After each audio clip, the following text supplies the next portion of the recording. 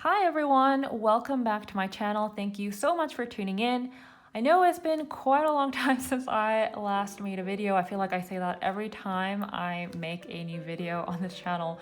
But instead of delving into why I've been away for so long, for today's video, I wanted to do a real-time demonstration of a portrait using color pencils. Back in late June of this year, I actually released my second Skillshare class, and it's called Steps to Creating Vivid Portraits with Color Pencils. The class is designed for people who are wanting to incorporate lots of colors into their portraits, but are just unsure how to approach it because colors can be really intimidating. And so yeah, with this demonstration today, my goal is to just give people a little bit of an insight into how I like to explain my thought process and just introduce some of the concepts that I cover in the class so that if people are interested in learning more, they can check out the class, which hopefully goes into a lot more depth than I will be able to cover in this demo today. So without further ado, let's get started. So today I'm just using this sketchbook of mine. It's actually a custom sketchbook that I designed. The paper is quite smooth and quite thick, and so I find it pretty ideal for using color pencils. If you are interested in one of these sketchbooks, actually this design here is out of stock, and I don't know that I will be printing more anytime soon, but I have other designs available on my shop if you want to check them out. They are not in the square format, but they are the kind of classic moleskin A5 format. So the first thing I'm going to do is block in the portrait with my pencil.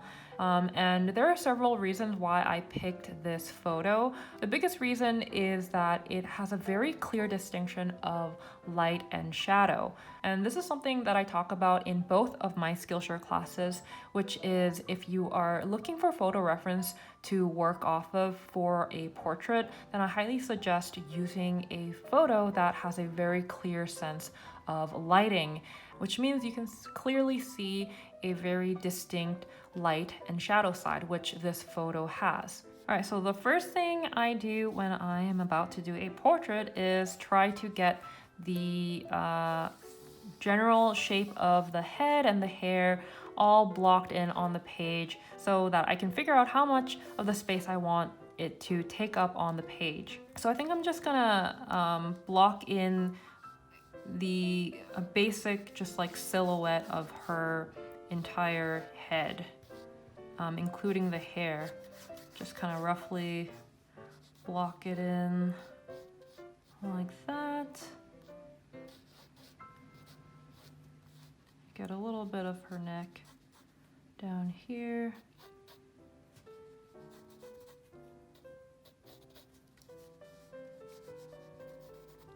And then we can go in and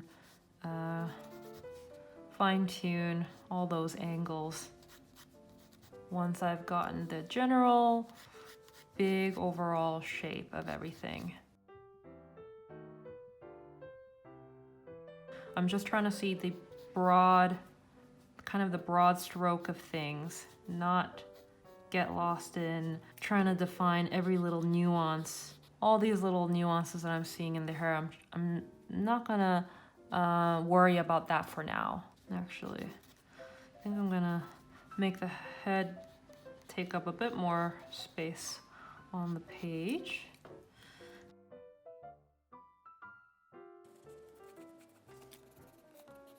For blocking in the features, I'm just gonna draw this line for the eyes just to get an idea of how those eyes are placed, what perspective, and then just roughly draw a line for the nose and one for the mouth, and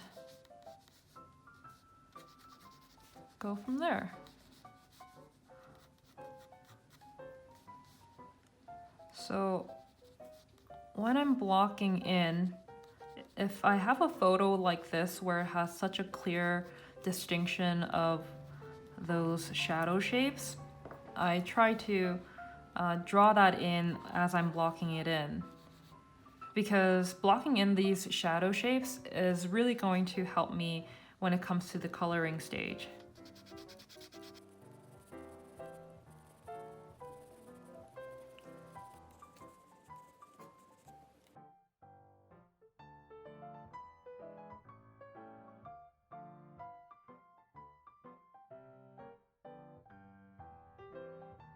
So the areas where the shadow is so distinct, like here on the nose, that's really easy to draw because we can clearly see that there's a line here. But some areas are a little bit harder to see. For example, this side of the eye here, it's not nearly as distinct as this line of shadow on the nose. So when it's kind of hard to see that, then I just draw what I can see. I don't try to make more lines than I have to.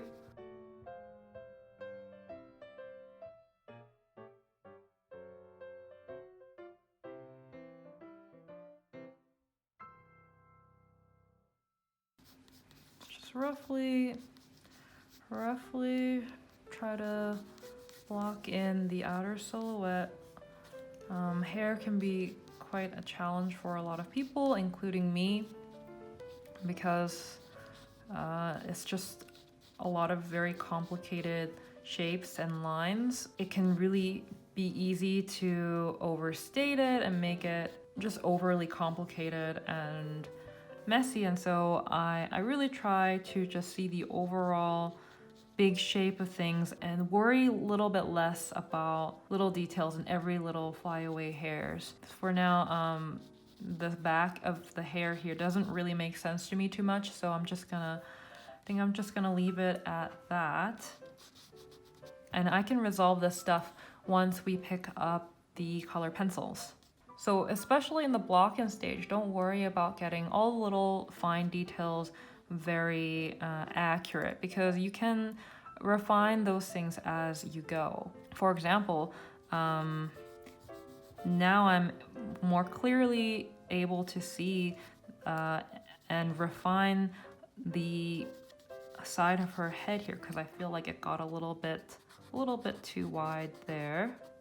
The more marks you make on your page, the more context you have to measure every previous mark against it. And so yeah, don't worry about trying to get everything perfect right off the bat, because it's just a little bit too much to ask of yourself.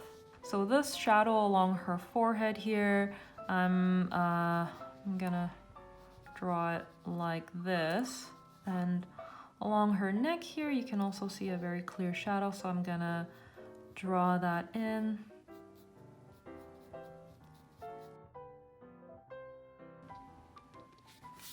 So I realize this block-in drawing may look a little strange to some people because it's not maybe the way they go about blocking in their drawing for their portrait.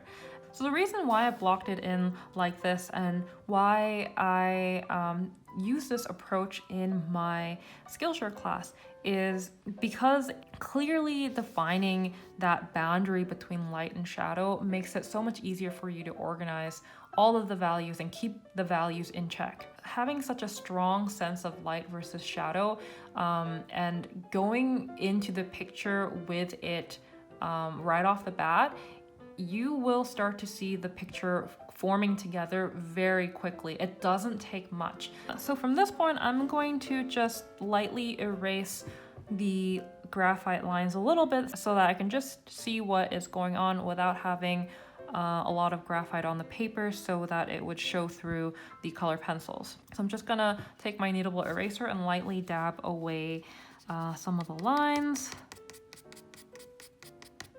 Maybe I'll try rolling the eraser like this. Yeah, actually that works better.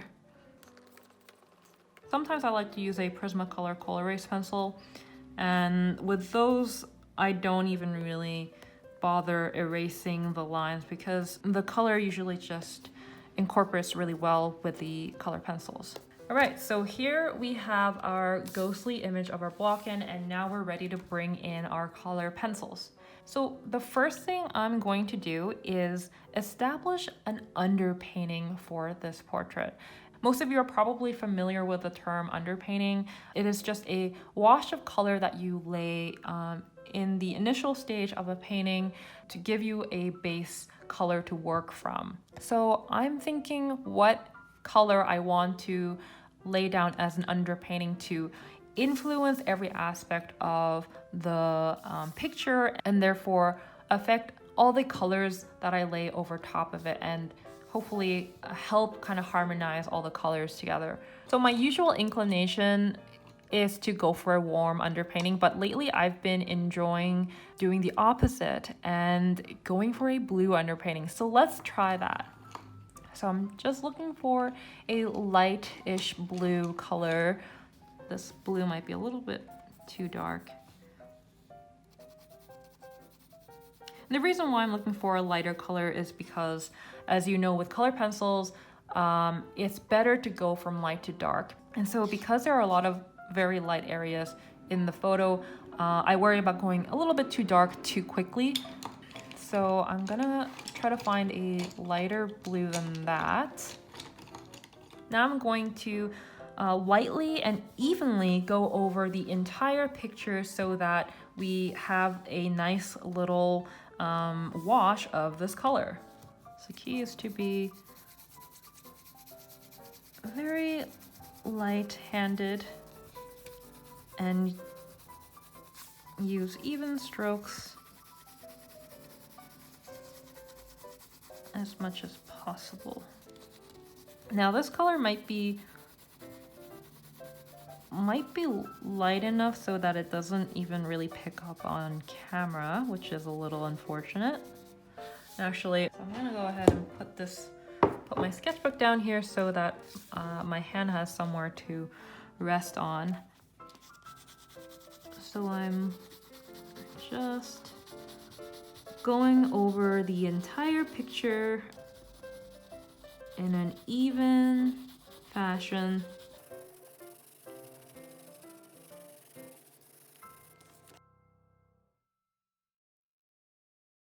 So the next step is to actually work with our shadow shapes that we blocked in earlier and fill them out with a darker value so that we establish that darker shadow value right away.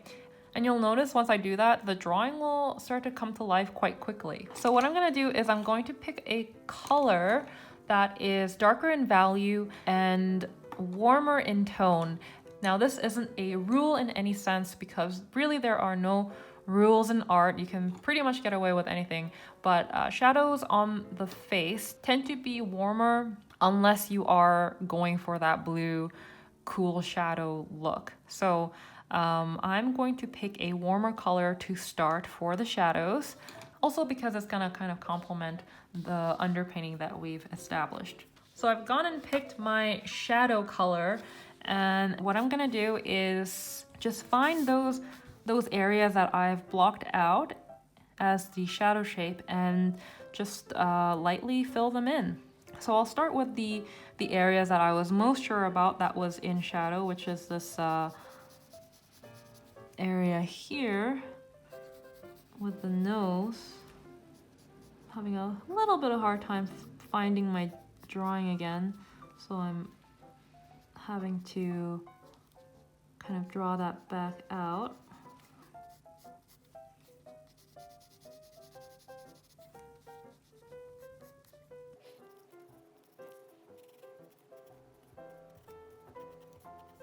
So yeah, what I'm doing is just finding that shadow shape again that I blocked in, but now I'm having a harder time seeing. Just bring it back out so that I can see it better and just fill it in more easily.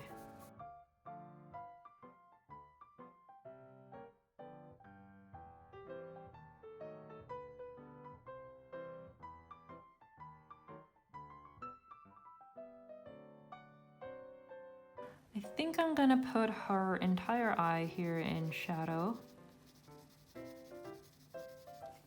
I wasn't sure at the time when I was blocking it in what I was gonna do, but like I said, sometimes you just kind of need to move on to the next step to have a better gauge of what to do.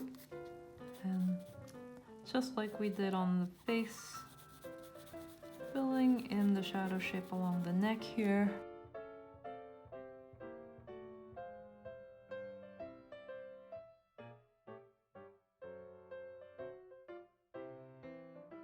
So I'm also taking the shadow color and I am lightly kind of defining the drawing out a little bit because it is getting a little bit lost.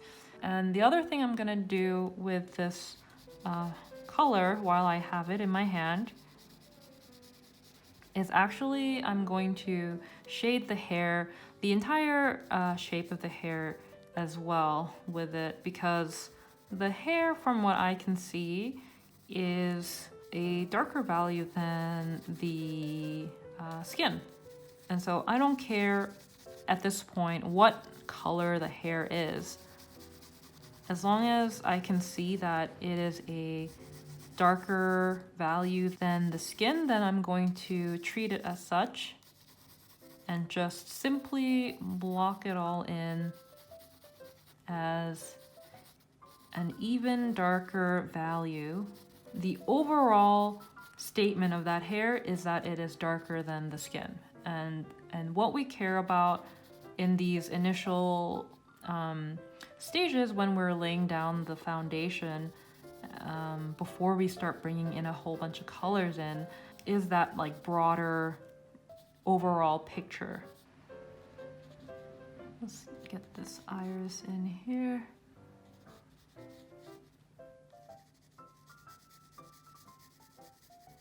I feel like in my drawing she looks a little bit like Christopher Walken. With these shadow values in place, I find it easier now to fine-tune the drawing a little bit more and bring a little bit of variety in terms of the shadows, darkening certain areas that feel a little bit darker. Yeah, I feel like I'm making her look like Christopher Walken right now. So hopefully, eventually she will look less like Christopher Walken and more like herself. So now we're going to establish the local colors. So local color just means the pure color of an object where the color isn't affected by a different colored light source, for example.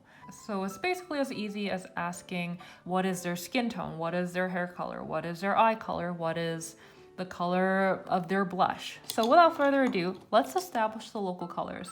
And when I go into establish the local color of anything, I just want to have a light hand and lay it down evenly initially to start, and all over the area, including the area that we have put into the shadow.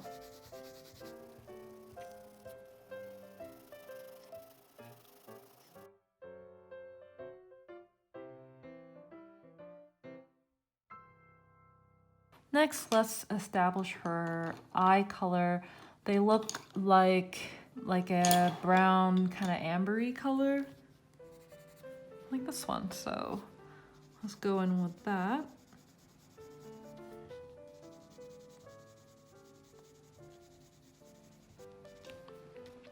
Now again, I want to stress, we're not trying to get the color, the exact color right off the bat. Building things up as we go along, that is the way to have the best gauge of how to finish things. Now I want to establish a color for her lips. It's kind of a mauvey color. I don't know if I have any color like that. Let's go with this one. Let's go with this one. It's a little dark.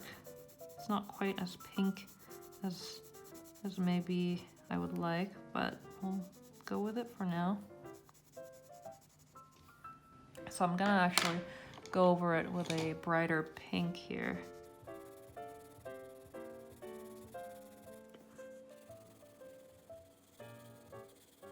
And then we're going to establish her hair color. Now her hair is kind of an ambiguous color, and I always find it difficult to pick colors for something that looks kind of ambiguous like that. As long as we get the value right, then we can tweak the color as we go.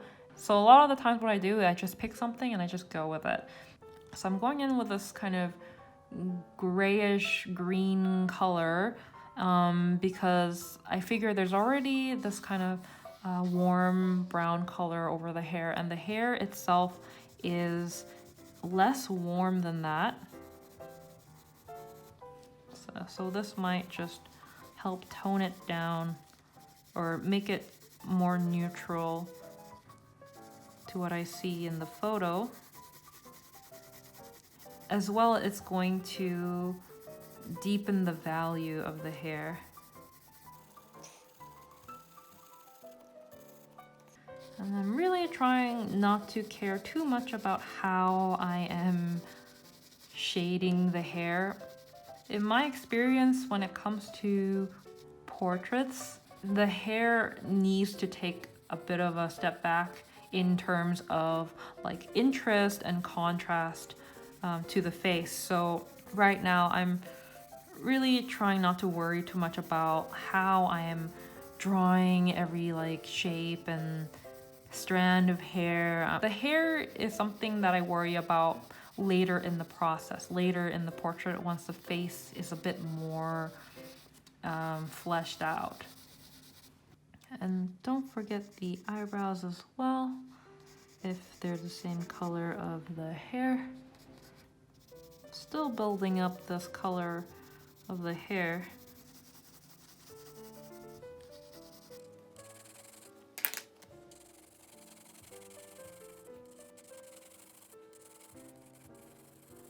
Again, we can worry about the details later. We just want the broad strokes of things for now. Just what is the general overall shape of this hair that looks oh so complicated to me at this moment. We can carve out the details later on once we've established a solid foundation.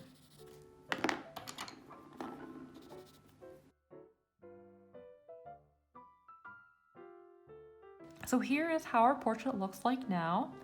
I feel like up until this point that you are probably thinking that this process is quite clinical, and you wouldn't be wrong.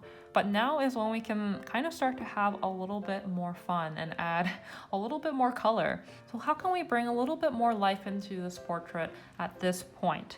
Well, we did establish the local color of her skin, but the skin isn't this flat, one-dimensional, single colored thing. It has many different colors across the surface. You will notice that the cheeks, the nose, and the ears, and even around the eyes can have a slightly more reddish tinge to it. And capturing all these nuances in the colors, it all helps bring a quality of life to your drawing. So I'm gonna bring in this pink to start, but I'll probably layer several different colors together to achieve the look I'm after. And I'll go in with this cheek as well, but I'm going to be careful to not go too heavy too quickly. As well, I'm going to bring this rosiness into the nose.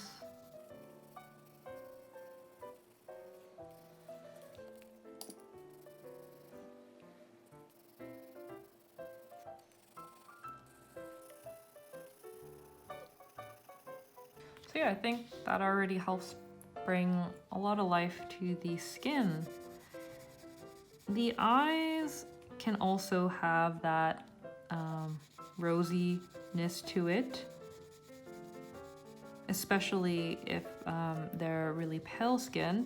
Basically what I'm doing is I'm glazing this kind of orange, creamy, orangey color over top of it to impart some of that color very lightly. And the next thing we're gonna do to bring more life to the skin is to pay attention to the warm bounce light. So the best instance of this in the photo reference is right underneath her jawline. You can see where the shadow is slightly warmer in appearance. Also along her jaw here, it looks a little bit warmer in appearance to some of these shadows up here, and that's because the shadow down here is a down facing plane. So basically what I'm gonna do is the exact same thing and bring some of that warmer color into those down facing planes where you would expect to see that kind of warmer bounce light. And that's going to give a lot of life to this piece. And remember that places like the underside of the lid is also a down facing plane, so you want to bring some warmth into those areas as well. When we give the down facing planes a slight variance to the color, it separates it from the up facing planes, and that is what gives it that illusion of form. Because we have more darker values in the picture now, the shadow side that we established early on, some of the values here are starting to be as light as some of the values in the light side. For example, along the cheek here. In order to keep those two separate, we have to make sure if any value in the shadow is darker than any value in the light. So when you're working, you always have to take a step back, reassess your picture, and reinforce any areas that are starting to kind of get away from you. So that's what I'm gonna do. I'm gonna just go in and reinforce some of these shadow areas that are feeling a little bit lighter than I would like.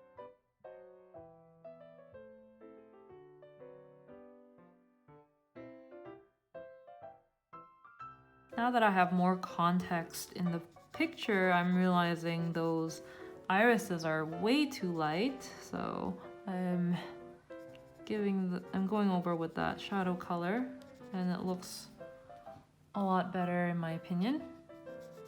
I'm also darkening the white of the eye because it also is a little bit too light. What I'm doing now is refining the shadows, as well refining the drawing as I go.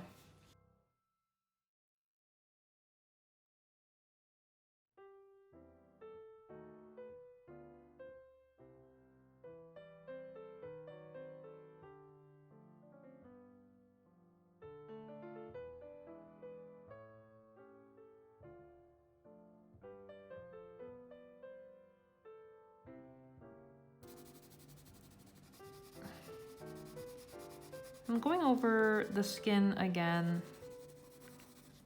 just to darken it a little bit because I feel a little bit more confident in doing that.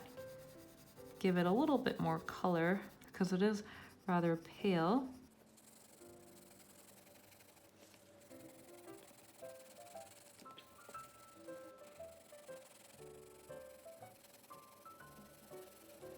So now I'm going to address some of the darker areas that are in the light side. Most notably, I'm going to work on this gradient here up in the forehead that we see going from light to gradually darker this way. And that's going to give the forehead a nice little rounded feel. So I'm gonna bring in this color here.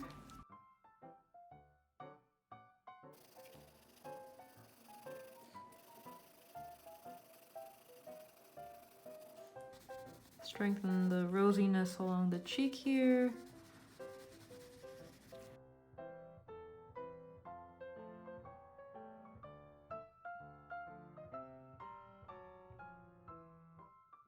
I'm feeling a little braver and wanting to commit a little bit more to the drawing of the picture. So going in there and establishing some darker values that are really gonna punch up the piece, like around the eye, for example.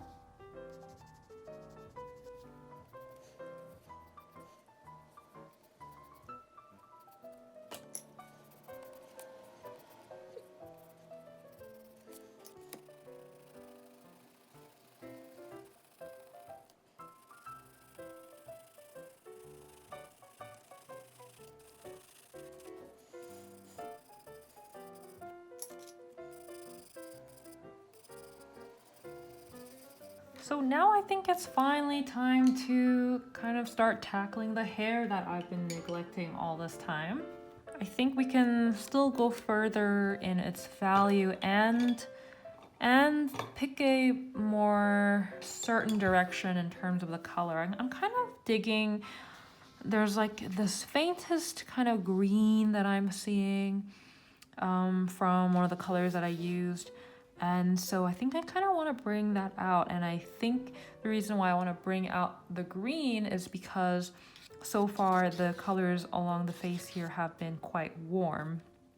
And so I kind of want a nice bit of contrast there. So I'm gonna try this kind of olivey green and see how I like that. But I already immediately feel like that's a bit too yellow for me. So I'm gonna try this kind of more teal green.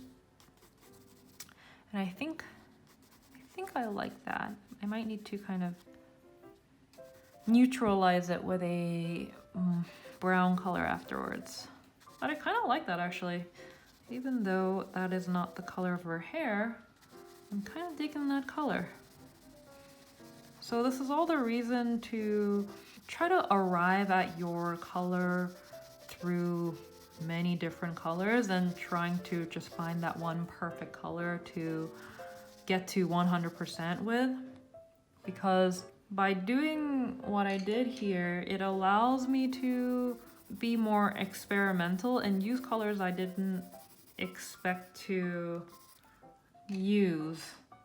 Just kind of using all the colors that I have here next to me, all the colors that I've used on this piece, and I'm just kind of going through them and layering them together and seeing what I get. Because chances are if you repeat the colors that you have already used in your piece somewhere else, it's going to, you know, have a sense of belonging because it exists in a different part of your picture. So right now I'm just trying to, I guess, render the hair. So you know what? I don't want to get carried away and start rendering this kind of poofy thing that I see here.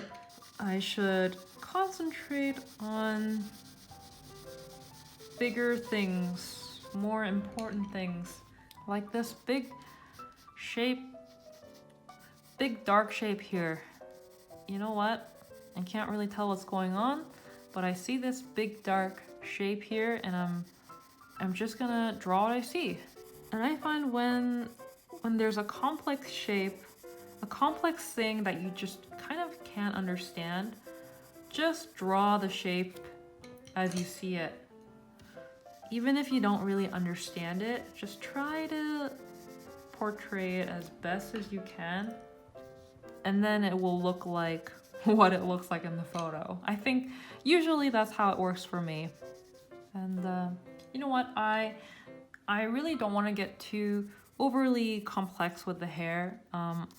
Like I said, I always have to kind of step back from what I'm doing and make sure I don't fall down a rabbit hole of rendering something that really is not that important. So I'm going to think big strokes, maybe even treat the hair a little bit differently from the face. Just have it a little bit more loose and graphically stated, less rendered, and see what we get here. So I'm just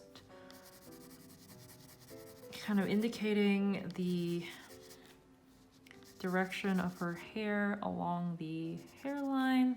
I'm trying to pick out what I think is most noticeable in the hair, because that is probably what needs to get drawn. Anything that's not very noticeable or distinct, then you can probably safely bet that that doesn't need to be distinct in your picture. You can probably just leave it kind of mysterious and understated as well. I feel like I want to add a bit of a yellow in this area, in this picture.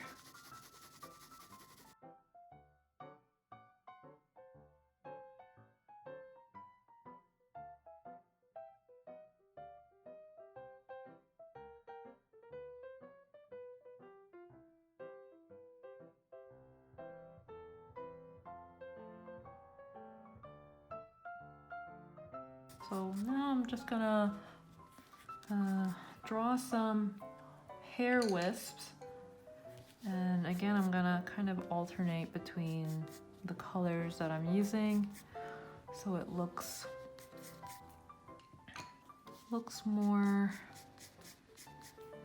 a lot less monotonous.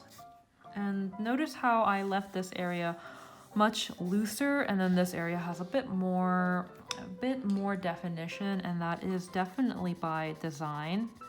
It is because this eye is what I want you to look at first, and so I want more like visual weight on this side.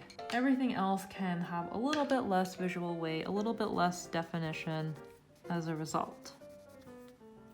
Yeah, like I don't really know what's going on here, but I see a dark patch like this here, so I'm just going to try to replicate that. And then, you know, our eyes can kind of fill in the gaps, make up the rest. And I see, from that point, I see a little bit of a dark little shape there. And what do you know? Something is kind of emerging from all these abstract shapes, right?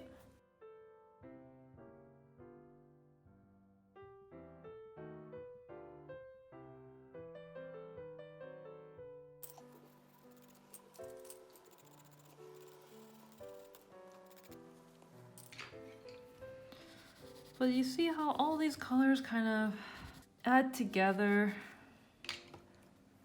and produce a layered effect.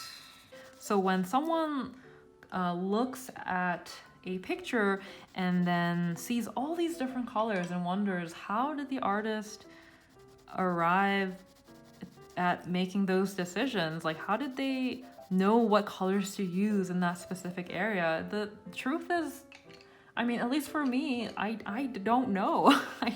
I don't know until I get there. I don't know until that exact moment exactly what color I'm gonna use, but I couldn't have arrived at those decisions without doing all this work to build the stage for me to work on and make those decisions.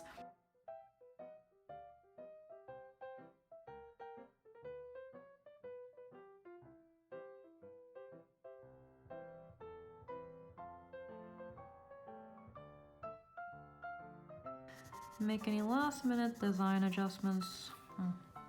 Notice how I'm constantly tweaking shapes as I go. That really never stops until I call the thing finished. Right up until the end, I'm constantly redrawing these shapes and refining them.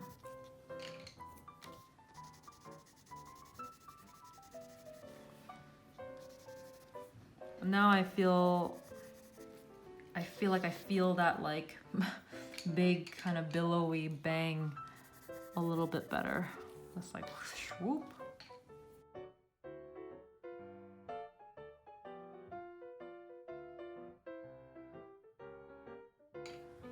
Really getting close to a finish here, you guys. I know I say that all the time, and I can't seem to put my pencil down. I mean, when I'm enjoying a piece and it's going well, this is really the most fun part. I feel like this is when you get to make those fun color decisions. Because initially, as you remember, we were concentrating more on values. But now I feel like if I feel like putting a certain color wherever, then I can do that. And I can feel more certain in my decision after doing all this work to set up the foundation for it. Are there enough swoopies in the hair to give this hair justice, to make it look like it's doing what it's doing? I don't want to go too overboard, but we gotta give the hair some justice here.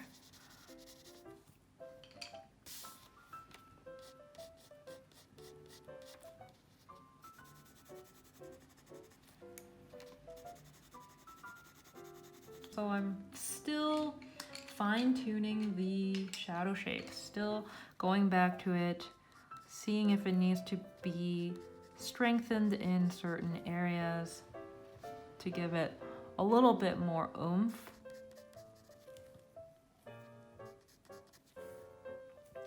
And I love letting just certain colors just stand out like this.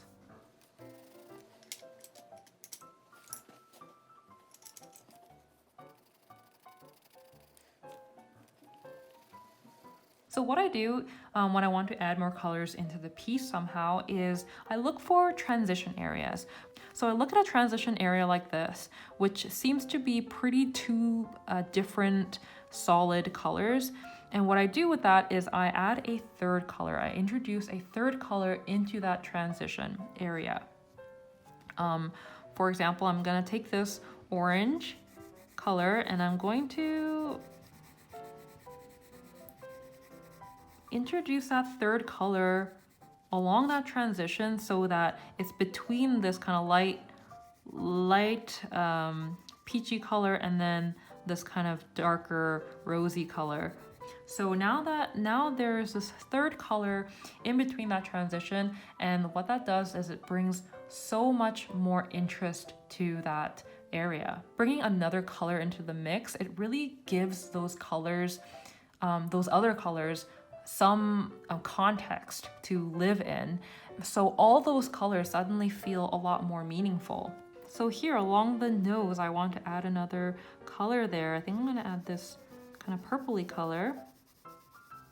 I'm gonna be careful not to go too dark, but there, just that little hint of a kind of bright purple between the kind of more brown, reddish brown and the peach color. There's just a little bit more interest there than there was before, I think. And again here, this transition on the ball of the nose, I'm gonna bring this bright orange, little hint of bright orange here. And that nose already looks quite poppin'.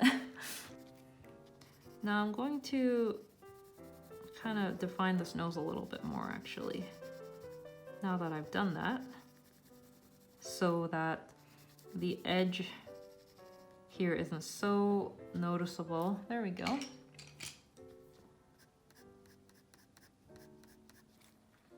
There.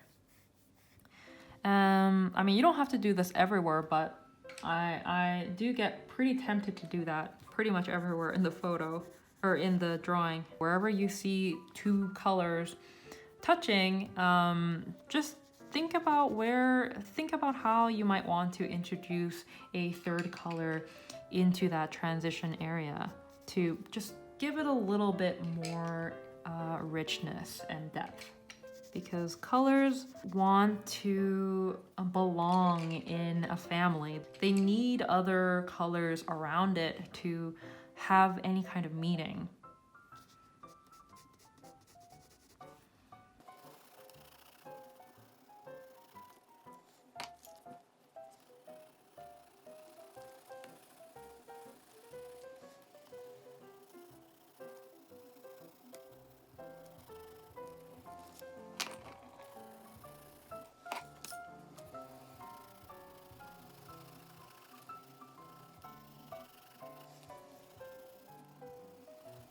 So I think I'm ready to call this portrait finished. I really like how it turned out actually. It turned out better than I was expecting, and that's always nice when that happens. I hope you guys like how it turned out as well, and I hope you found this process really insightful and helpful to your own process. Especially if you like to use colored pencils and you feel very intimidated by using all these colors. I'll show you all the colors that I did end up using in the end.